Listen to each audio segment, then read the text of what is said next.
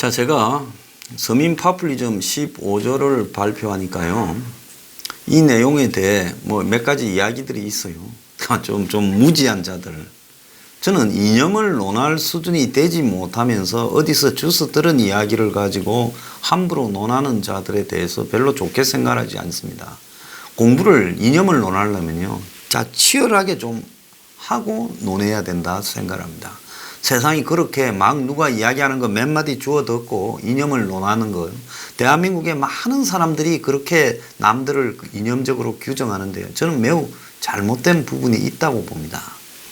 제가 서민 파퓰리즘 15조의 제1항으로 뭘 이야기했습니까? 자, 싱가포르식의 국가적 주택 공급을 청년이나 노인빈곤층이나 그 다음에 중산층 서민에게 대대적으로 해야 된다. 자, 싱가포르에서는 한 85% 안팎을 하고 있는 걸로 알고 있습니다. 자, 그런데 거기에 특징이 뭐냐?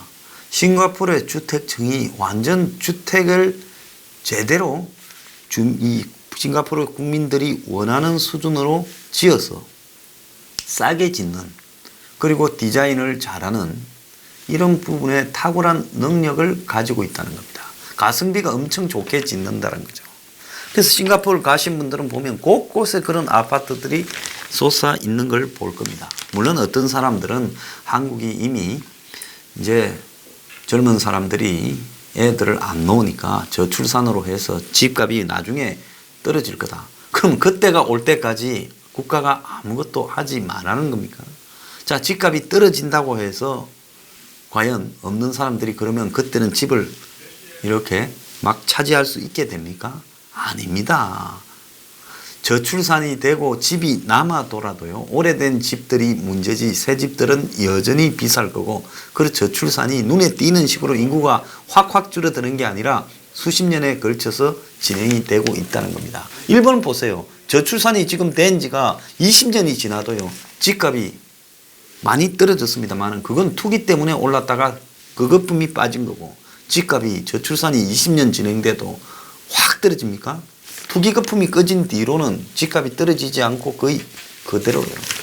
그래서 중요한 것은 지금 거기 살려고 하는 사람의 수준에 맞는 현실적인 집값이 나와야 된다. 제가 그건 핵심이라고 생각합니다. 그런데 그걸 민간에서는 할 수 없으니까 국가적 주택 공급이 필요하다.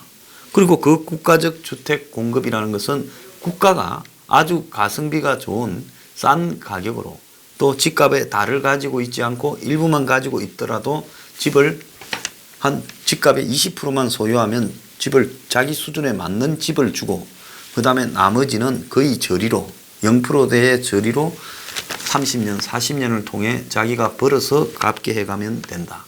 그리고 국가의 주택 프로그램으로 산 집은 절대 투기 이익을 붙여서 팔 수가 없다. 그리고 감가상각을 이렇게 반영을 한다. 자, 감가상각을 반영하는 것은 거기 그 사람이 내는, 이 나누어서 내는 모기지 론에 반영이 되어야 되겠죠. 근데 처음에 거품이 없기 때문에 감가상각이 크게 높을 필요도 없다라고 생각합니다. 뉴스 브리핑은요, 앞으로도 이 부분에 대해 전문가들을 좀 접촉을 해서 국가적 주택 공급이 가능하다는 것을 실제로 입증시키겠습니다. 제 주변에 과거 대형 건설사 회장을 한 사람들도 있는데요. 그분들이 하는 말이, 자, 아파트 400만 원이면, 토지만 해결하면 400만 원이면 얼마든지 지어서 제공할 수 있다. 자, 그리고 이제는 한국도 괜히 호화롭게 할 게 아니라 딱 동남아시아 같은 데 가면 파는 것처럼 몸체만, 이 바디만 이렇게 주고 안에 내장을 하는 부분은 구입한 사람이 가꾸도록 자기 수준에 맞게 하는 것이 맞다. 그러면 가격이 더 떨어질 수도 있다라는 이야기까지도 합니다. 지금 한번 보십시오. 아파트를 별별 호화롭게 정원을 꾸미고 또 외장을 갖다가 화려하게 시설물을 만들고 온갖 걸 처발라 가지고 평당 5천만 원, 4천만 원, 1억씩 받아 처먹지 않습니까? 이게 거품이고 잘못된 거죠.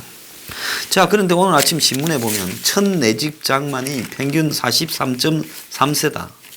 국토연구원이 주거 실태를 조사를 했는데, 집을 마련하는 신혼부부가 집값 43%를 대출한다. 그리고 일반적으로는 집값의 38%가 대출이고 집값이 오르고 결혼 연령이 늦춰진 영향으로 이제 과거보다 이렇게 첫 집을 장만하는 나이가 점점 더 늦어져 가고 있다. 하위 가구는 56.7세에 집을 장만한다. 그래서 이 제일 상위에서 집을 장만하는 것과 하위 가구가 집을 장만하는 시점이 17년 차로 벌어지고 있다. 주택 구매 가격 대비 대출금 비율이 청년은 45.6, 신혼부부는 43.2%가 차지하고 있다. 그래서 이런 내용을 보면 그야말로 좀 황당한 소리 같이 느껴집니다. 대한민국의 웬만한 직장에 가서 성실하게 집을 사온 사람도 투기라든지 이런 부분을 반복해서 노력하지 않으면 집을 장만하는 게 불가능하죠. 어지간한 월급장이가 집을 장만하는 사람도요, 계속 투기를 통해서 가담해서 거기에서 수익을 얻은 사람이 하고, 아니면 부모나 어떤 외부에 의해서 도움이 주어졌을 때 집장만이 가능하지. 그리고 그러지 않으면 맞벌이로 둘 다가 전문직에 있고 또 둘 다가 정보를 갖다가 머리를 가동해서 계속 부동산을 샀다 팔고 해서 이제 나이가 들어서 안정적인 집을 소유할 수 있는 구조지. 그러지 않고 과연 월급을 성실하게 모은 사람이 집을 살 수 있느냐? 저는 생활비 쓰고 나서 남은 걸 모아서 집을 산다라는 것은 중산층 수준에도 꿈과 같은 이야기라고 저는 생각합니다. 그래서 인구가 앞으로 저출산으로 줄어들 거니 집이 남아들 거다는 것은 지금 당신이나 당신 밑에나 지금 살아있는 사람은 집을 생각하지 말고 아직 태어나지도 않은 먼 미래의 사람들이 언젠가는 집 걱정을 하지 않을 거라는 황당한 이야기예요. 그런 소리는 안 하는 게 좋고요. 한국처럼 수도권에 밀집되어서 살고 있는 이런 나라에서는 제가 봤을 때 주택 대책이 생기지 않고는 끊임없이 투기가 실제 수급과 관련 없이 재발될 거다. 지금 나오는 이야기들 한번 들어보세요. 서울 집값이 또 오르려고 슬슬 몸을 풀고 있다라는 이야기가 지금 나오지 않습니까? 소비자 심리가 두 달째 악화되는데 서울 집값은 오른다라는 전망이 높아지고 있다. 그리고 집값 전망이 7개월 내 최고치를 기록하고 있다. 지금 이런 소리를 하고 있어요. 매체 거래된 걸 가지고 서울 집값이 다시 회복된다, 살아난다고 언론들이 바람을 잡고 있고 특히 보수 언론들이 더 바람을 잡고 있습니다. 오늘 아침에 보면 집값 바닥론에 실수요자들 노도강에 몰린다. 또 이런 이야기를 하고 있어요. 노원, 도봉, 강북구에 실수요자들이 몰려서 집값이 오를 기미가 보이기 시작했다. 보수 언론입니다. 얼마나 나쁜가. 투기를 장려하는 부분에 기득권들이 가세하고 있어요. 자, 제가 이런 부분을 질타하는데 황장수의 1번 항목을 보면 좌파다. 2번 항목에서는 황장수가 대학 입시를 학력고사로 갖고 간다. 이것도 좀 좌파다. 그리고는 또 1번, 2번 등을 왜 앞에 놓을 만한 거냐. 안보가 제일 위에 가야지. 지랄하고 좌파잖아요. 가지고 젊은 20, 30, 40대들한테 들이민다고 그들이 찬성할 거라고 보십니까? 어제 오신 기어코 밥을 사고 가신 분이요. 진짜 조그만한 중소업체를 부산에서 하고 계신데 자기 조카들이 황 소장이 싱가포르식 국가적 주택 공급을 해서 팬이 됐다. 그래서 꼭 가서 사진을 찍어서 좀 오라고 해서 오전 내내 기다렸다가 점심을 사고 기어코 사겠다 해요. 제가 모시겠다 해도. 그러고는 내려갔습니다. 지금 이 녹화하는 순간에도 사무실 밖에 한 젊은이가 왔어요. 왜 왔냐. 자원봉사로 깃발을 들었는데 사진을 못 찍어서 왔다는 거예요.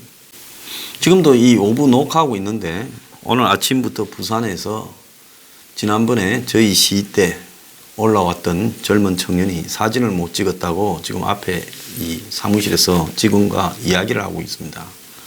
자, 왜 찾아 올라왔냐.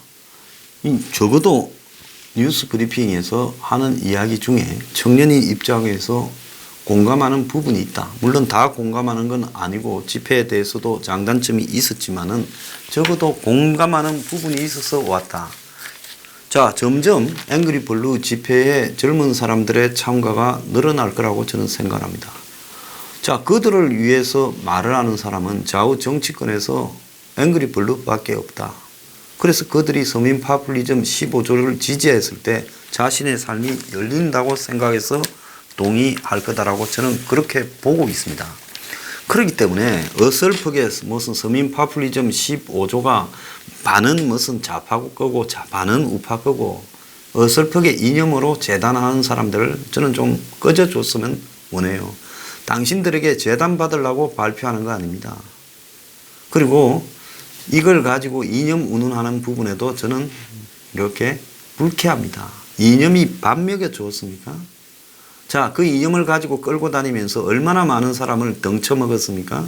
이제는 덩은 그만 쳐먹어야지요. 그러지 않습니까?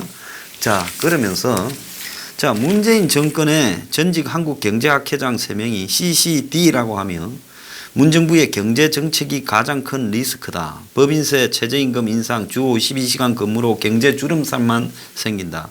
정책 실험만 열을 올린다. 생산성 높이지 않으면 저성장 못 벗어난다.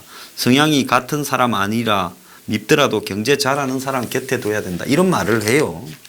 그래서 기술적으로 아주 미세하게는 이런 경제 전문가들이 말하는 것이 문 정권의 잘못된 경제 정책을 고치는데 일조할 수 있다고 봅니다. 그런데 이 사람들 전부 기득권이에요. 그래서 이 사람 말대로 하면 일부 한국의 대기업은 살아날 수 있을지 몰라도 서민이나 중산층의 삶은 계속 더 어려워질 수밖에 없다라는 겁니다. 그러면 이걸 극복을 하려면 어떻게 해야 되냐? 근본적으로 현재 나타나고 있는 이런 현상에 대해서 근본적으로 엎어야 되고 근본적으로 엎으려면 어떻게 해야 되냐? 그거는 제가 말하는 대로 서민 파퓰리즘 15조 선언이 관철되어야 된다라고 저는 생각합니다. 그거 없이요 서민의 삶이 변하지 않는다라고 저는 확신합니다. 그와 실체가 얼마나 다른가 하면요. 오늘 아침에 보면 UAE에 우리가 바라크히 원전인가를 지어줬지 않습니까? 그런데 문제는 뭔가 하면 우리가 그 원전을 다 지어주고 난 이후에 정비부터 보수 유지를 갖다가 우리가 할 거라고 생각을 했는데 그래서 3조짜리 계약을 15년 계약을 기대했는데 나와라고 부르는 이 UAE의 원전 운영 업체에서 사실상 수천억만 하도급으로 우리한테 줬고 5년 뒤에는 계약 연장이 안 될 가능성이 크다 하면서 탈원전 때문에 그렇다고 합니다. 그리고 문 정권은 또 그게 아니라 원래 계약은 별도했다고 둘 다 거짓말을 해요. 보수 쪽에서는 탈원전, 문 정권 쪽에서는 건설은 건설이고 또 이후에 유지 보수 운영은 또 별도로 UAE가 독립적으로 하게 됐다. 그래서 서로가 거짓말을 하고 있는데 진실은 뭔 줄 압니까? 우리가 원래 수주할 때 폐기물 처리를 그 사이에 미국으로부터 파이로스 프로세싱이라는 방법으로 허가를 받아서 원전에서 놓은 폐연료봉을 우리가 처리해 주겠다고 약속했다가 그걸 갖다가 지금 한미 원자력 협정 개정이 되지 않고 미국이 허용 안 해서 폐기물 처리를 못하게 되면서 실제로 폐기물 처리가 UAE 원전의 핵심입니다. UAE는 이란 옆에 있었어요. 미국과 UAE의 원전을 허용하는 협상에서 미국이 요구 조건으로 그런 게 농축 처리하지도 못하고 고농축 우라늄을 농축하지도 못하고 그 다음에 폐연료봉은 시키는 즉시 드러내어서 역외로 반출하고 그리고 역내에서 재처리해서도 안 된다라는 조항이 딱 들어 있습니다. 왜? 혹시라도 UAE 원전에서 놓은 폐연료봉이나 재처리나 농축을 통해 그것이 핵연료로 이란에 넘어갈까봐 우려하는 거죠. 테러리스트에게 넘어갈까봐 우려하는 거예요.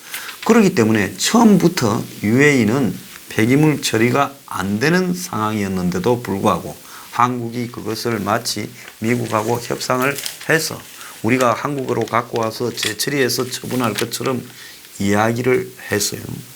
그러다가 그게 안 되니까 벽에 부딪히면서 유지 보수 정비 계약이 날아가 버린 거죠.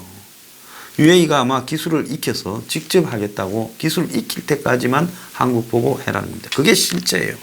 그래서 이렇게 대중들을 상대로 거짓말을 밥 먹듯이 하고 있는 게 한국의 언론들의 행태입니다. 자, 지금 미국의 노벨 경제학상을 받았던 폴 크루그만이요. 뭐라고 했는가 하면 부의 분배가 전 세계적으로 상상보다 훨씬 불평등하다라고 이야기를 했습니다. 그래서 시간이 가면 갈수록 전 세계적으로 부의 분배가 극도로 편향되어서 시장이 왜곡되므로 재분배를 위해서 노력해야 된다는 말을 최근에도 뉴욕 타임즈에도 발표했고, 또 이 사람이 작년 6월 달에 한국의 한 이 정경련 주최 여의도 컨퍼런스에서 와서도 이렇게 말을 했죠. 정경련에서 문정권 들어서 좀 잘 보일 거라고 폴 크루그만을 불러서 작년에 강연을 시켰다가 이런 이야기를 듣게 됐습니다. 그래서 그는 뭐라고 이야기하는가 하면 양극화가 80년대 이후에 세계적으로 점점 심해지고 있다. 그래서 이 코끼리 곡선이라는 형태의 양극화가 진행되고 있다는 겁니다. 아프리카, 아시아 등 남미 등의 빈곤층의 소득은 전혀 개선되지 않고 있고, 또 잘 사는 나라에서도 지금 상위 1% 계층이 거의 부를 다 독점해 가고 있고, 빈곤층하고의 격차는 더 심하게 벌리고 있다. 그래서 이 사람이 했던 이야기는 미국의 노동자들의 소득이 1970년대 이후에 실질 가치가 제자리를 그대로 가고 있다. 그러니까 소득이 70년대가 최고였고 이렇게 안 늘어나고 있다는 겁니다. 자, 이만큼 세계가 지금 심각한 이런 경제 상황에 빠져 있다라는 것은 부인할 수가 없는 거예요. 그래서 이 사람이 최근에 목소리를 낸 거는 올해 말에 글로벌 경기 침체가 전 세계적으로 다가올 거다라, 이렇게 지금 경고를 하고 나섰습니다. 자, 그런데 경제 폭풍, 즉 퍼펙트 스톰 같은 폭풍이 밀려올 거다라고 이야기를 하고 있어요. 자, 다수의 경제학자들은 경제가 서서히 나빠지는 연착륙이 될 거다라고 하지만은 이 크루그만은 뭐 어떻게 보는가 하면 그게 아니라 여러 가지 위기들이 부패처럼 복합적으로 올해 말 내년에 다가올 거다라고 이야기를 하고, 침체 정도에 대해서 2008년에 우리가 겪었던 글로벌 금융위기처럼 대규모는 아니겠지만은, 자, 완전히 골병이 들어가는 상황들이 서서히 다가오게 될 거고, 그래서 미국 연준이 트럼프가 그리 뭐라 해도 금리를 올린다다가 최근에 금리를 인하하려고 하는 것은 이런 부분이 반영되어 있는 걸로 보이는데요. 다음 경기 침체는 스모르 가스보르드, 그래서 이 말이 뭔가 하면 스웨덴식 부패, 즉 바이킹 부패 형태처럼 될 거라고 경고했습니다. IT 버블이 터지면서 2000년 초반에 침체가 있었고, 서브프라임이 터지면서 2008년 금융위기가 왔는데, 한 가지 요인으로 온 게 아니라 다양한 문제들이 한꺼번에 터져 놓으면서 그야말로 이 침체의 폭풍을 만들어낼 거다, 이렇게 지금 이야기를 하고 있습니다. 그래서 내년 초에 촉발될 가능성이 큰 경기 침체는 한 가지 이유 때문이지는 않을 거다. 다양한 이유가 혼합되면서 거의 무정형 경기 침체. 그러니까 차라리 무엇 때문에 생겼다라고 이유가 명확한 그런 경기 침체가 좋은데, 이제는 그걸 갖다가 형태를 그릴 수 없는 경기 침체가 나올 거다라고 이야기를 지금 하고 있습니다. 그래서 눈여겨볼 이 침체 위험 부분이 비정상적인 채권 시장, 중국과 유럽의 침체, 페이스북 같은 신흥 혁신 기술 기업의 부진, 그리고 어마어마한 세계 각국의 기업 부채 등이고, 그리고 트럼프가 미국 경제에 대해 자아자찬하고 있는 부분이, 자, 자신만의 숫자로 그 이야기를 하고 있지만은 많은 사람들은 국내 총생산 GDP가 아닌 월급으로 살아가는데 GDP 부분에서 성장이 있으니 없으니 하는 게 무모한 이야기다. 왜? 그 중에서 센 놈이 많이 가져가기 때문에 거기에 성장을 했다 하더라도 다수는 삶이 악화될 수 있다는 겁니다. 그래서 실업률이 미국에 낮아졌다는데 실업률이 낮아졌으면 임금이 올라야 되죠. 왜? 실업자들이 없으니까 막 일자리가 많이 생기니까 그 경쟁에 의해서 임금이 올라야 되는데 미국에 지금 임금이 오르고 있지 않다는 겁니다. 그래서 미국은 지금 1970년대 이전의 경제적인 번영은 다시는 오지 못할 거라고 비관적으로 전망을 하고 있습니다. 자, 앞으로 이 퍼펙트 스톰이 복합적으로 닥칠 거라는 건 저도 공감을 해요. 한국 같은 경우에 보면 가계발 부채, 거기에는 자영업자의 부채와 이 한국의 부동산 담보 부채가 같이 터질 거다. 그런데도 아직도 집값이 오른다고 바람 잡는 놈들이 악질들이 있어요. 그 다음에 거기에다가 기업 부채도 터지고 그러면서 대외적인 요인, 중국과 미국의 무역 분쟁과 중국의 경제 악화가 한국의 경제에 치명타를 입힐 것이다. 자, 이 속에서 내수는 점점 악화되어 갈 것이고 기업들의 투자는 점점 줄 것이다. 기업들도 뭔가를 완전히 이유가 뭔가를 명확하게 눈앞에 그리지를 못하지만은 자기들이 기업을 해온 이래 이런 두려움이 있었던 적은 처음이라는 것은 피부로 다 느끼고 있다. 이렇게 봅니다. 자, 이래서 복합형 경기 침체 위기가 올 연말 내년 초에 한국에 닥치게 되었을 때 문재인이 과연 뭐 김상조를 바꿨다고 장하성이여 김수현을 거쳐 김상조라고 되겠느냐. 자, 이들은 전부 책상머리 건달입니다. 건달이 뭘 알겠어요. 지 아는 조그마한 그게 전부지요. 대처 못합니다. 그렇다고 문재인을 비판하는 주류 경제학자들 한국들이 알겠어요? 그 사람들이 이야기하는 기업의 환경을 좋게 해준다. 그 정도로 해결될 차원이 아닙니다. 한국의 경제가 해결되려면 어떻게 해야 돼요? 민노총에 대한 해체 같은 부분들을 고려하고 국가적으로 기업에 택지를 제공하고 그리고 R&D를 국가가 주도하고 그러면서 어떻게 해야 돼요? 그러면서 국내로 회귀해서 제조업을 복귀시키지 않는 대기업에 대한 압박을 가하는 이런 부분들이 맞물려야 되는 거예요. 그런데 많은 주류 경제학자들은 기업에 혜택만 주면 할 거다.